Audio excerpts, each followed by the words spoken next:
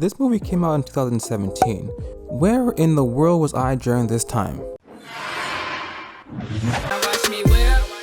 Now watch me nay nay. Okay. Now watch me whip, whip. Watch me nay nay. Oh, this is definitely a movie worth watching. Sure, I will admit the concept is not original, but the execution is what matters the most here. The mountain between us starts off insane. We have our main characters Ben and Alex, and they're in a rush to either get out of Denver or get to Denver. Alex has a wedding the next day, and Ben is a surgeon who has patients who need urgent care. Therefore, I understand their eagerness to leave the airport.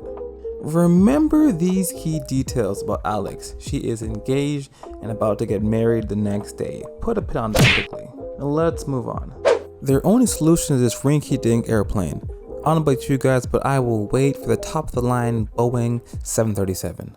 A plane crash is easily everyone's top 5 worst fears, but a plane crash in the middle of nowhere has to be in the top 2. I can appreciate you felt the actual fear and panic from Ben and Alex, which is real.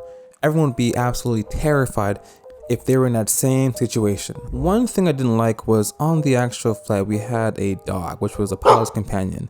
Everyone during the crash had some severe injuries, but the dog was unscathed after this whole ordeal. That was a little strange. Ben is easily the MVP during this whole adventure. During a plane crash, my first round pick has to be a doctor or a surgeon. Let's paint the scene. Just imagine a snowy mountaintop, hundreds of feet in the sky, with nothing but barren snow for miles and miles and miles. Resources and food are going to be beyond scarce. I would much rather a jungle with some vegetation versus a snowy mountaintop. I was really wondering this was the purpose for the dog, if you catch my drift, because why is he alive still? I don't want Peter to flag this video, but you can only survive off water for so long. Eventually you're gonna need some meat. I'm starving. We ain't had nothing but maggoty bread for 3 stinking days. Why can't we have some meat? What about them? They're fresh. They are not for eating. Thankfully the writings save the dog from being sacrificed. Maybe I have sharp senses, but you can quickly feel the romantic energy between Alex and Ben. I was thinking my spidey senses were off, but I can definitely read the room. Ben was way too caring, nurturing to Alex. Sure, he's a doctor, and sure they're stranded on a remote mountaintop, but let's get real. They are strangers who just met hours ago. Shout out to Idris, Elba, and Kate Winslet. They understood the role and made that energy come out. So again, great acting, I must say. But as I mentioned before, Alex is getting married.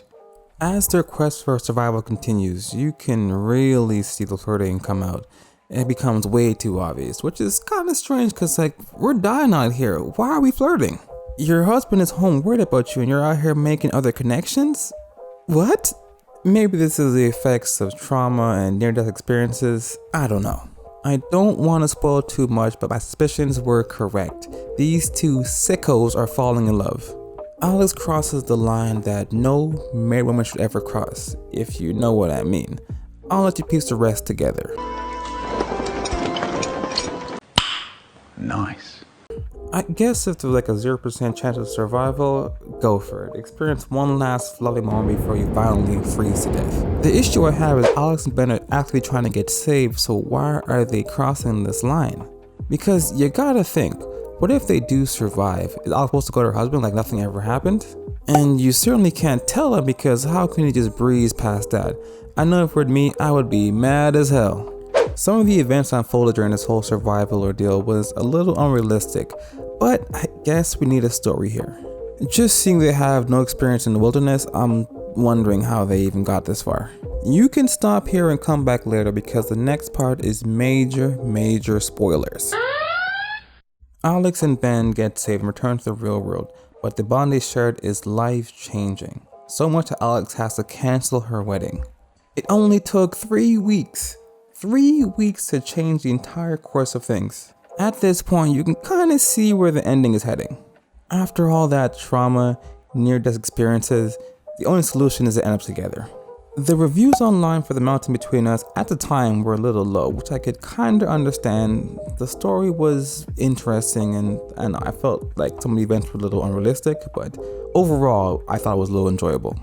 Personally, I would prefer a much darker ending, but I will talk to my therapist about that. Let me know your own thoughts in the comments and what you would do if you were stranded on a mountaintop. Remember to like, comment, subscribe. Till next time.